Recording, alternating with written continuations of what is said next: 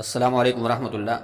سامعین عزیز وقار، نماز میں اعوذ باللہ من الشیطان الرجیم اور پھر بسم اللہ الرحمن الرحیم کب کب پڑھنا چاہیے، اور ان کا پڑھنا سنت ہے، واجب ہے یا کہ مستحب، اس مسئلہ کو سمجھ لینے سے انشاءاللہ العزیز بہت زیادہ فائدہ حاصل ہوگا۔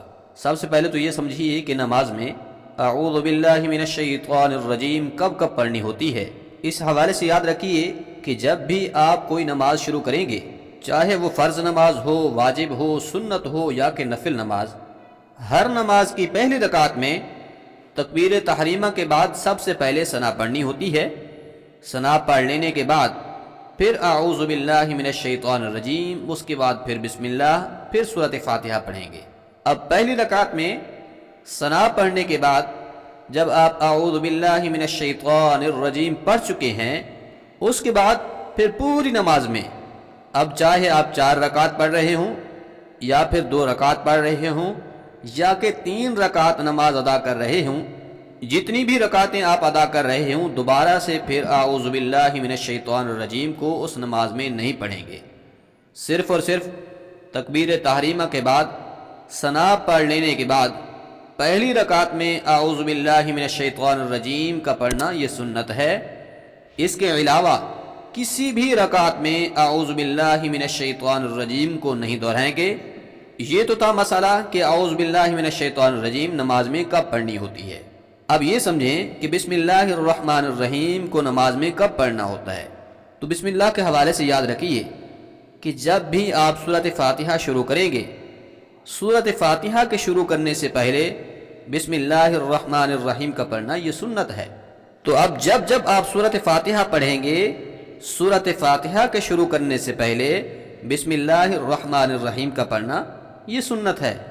اس کے علاوہ یہ بات بھی سمجھنے کے قابل ہے کہ سورۃ فاتحہ پڑھنے کے بعد جو سورت پڑھی جاتی ہے اس سے پہلے بھی بسم اللہ پڑھنی ہوگی یا نہیں۔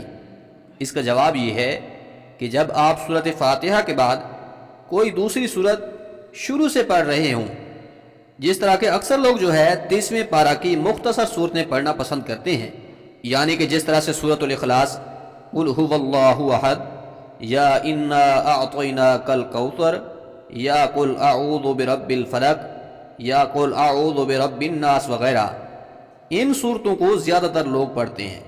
اب اگر آپ کوئی سورت شروع سے پڑھ رہے ہیں، یعنی کہ قل هو اللہ احد ہی لے لیں، تو پھر اس وقت سورۃ فاتحہ کے بعد دوسری سورت شروع کرنے سے پہلے بسم اللہ الرحمن الرحیم کا پڑھنا یہ مستحب ہے۔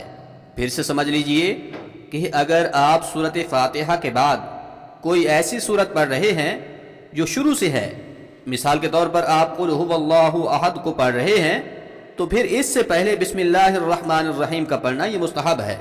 اب نماز میں جہاں تک سنت اور مستحب پر عمل کرنے کا تعلق ہے، وہ یہ ہے کہ اگر آپ سنت اور مستحب کو بھی ادا کر لیتے ہیں تو اس سے آپ کی نماز کا ثواب بڑھ جائے گا۔ یعنی اگر آپ سنت اور مستحب فعل پر عمل کرتے ہیں تو آپ کو زیادہ ثواب ملے گا، لیکن اگر ان کا پڑھنا بھول جائیں، ان کو بھولے سے چھوڑ دیں، یعنی کہ جب سورۃ فاتحہ سے پہلے بسم اللہ پڑھنا بھول جائیں، تو پھر اس سے آپ پر سجدہ سہو واجب نہیں ہوگا، کیونکہ اگر نماز میں کوئی سنت رہ جائے تو اس سے سجدہ سہو واجب نہیں ہوتا، بلکہ بغیر سجدہ سہو ادا کیے نماز درست ادا ہو جاتی ہے۔ ہاں، اگر واجب بھول کر چھوٹ جائے تو پھر اس کے لیے سجدہ سہو ادا کرنا یہ ضروری ہوتا ہے۔ خلاصہ گفتگو یہ ہے کہ پہلی رکعت میں ثنا پڑھنے کے بعد اعوذ باللہ من الشیطان الرجیم پڑھیں گے، اس کے بعد پھر کسی بھی رکعت میں دوبارہ کہیں پر بھی اعوذ باللہ من الشیطان الرجیم نہیں پڑھنی ہوگی۔ رہی بات بسم اللہ الرحمن الرحیم کی، تو جب بھی آپ سورۃ فاتحہ پڑھیں گے، سورۃ فاتحہ شروع کرنے سے پہلے بسم اللہ الرحمن الرحیم کا پڑھنا یہ سنت ہے۔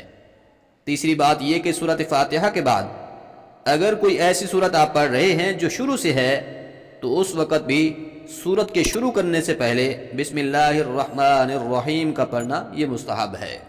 امید ہے بات سمجھ آ گئی ہوگی۔ اللہ کریم عمل کرنے کی توفیق بخشے، آمین۔